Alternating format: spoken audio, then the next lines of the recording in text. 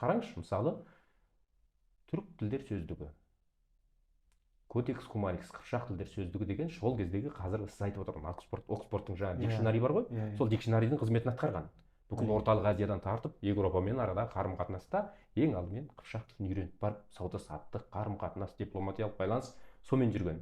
Демек қазақтың тілі, түріктің тілі, қыпшақтың тілі әлемдік тіл болған ба? Bir кезде болған. Енді кейін заман ауысты, бақ ауысады, дұрыс ауысады дейді. Бақ ауызы бізден бақ кетті, еуропалық өркениет өсті, орыстардың жаңағыдай мәртебесі жоғарылады, орыстардың жаңағыдай қайтты, бағы жанды, біз шегініс жасадық түрік дүниесі.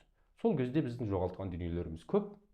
Демек дүние бүйтіп тұра бермейді. Сондықтан ең бірінші тіл дегенді қорғау керек.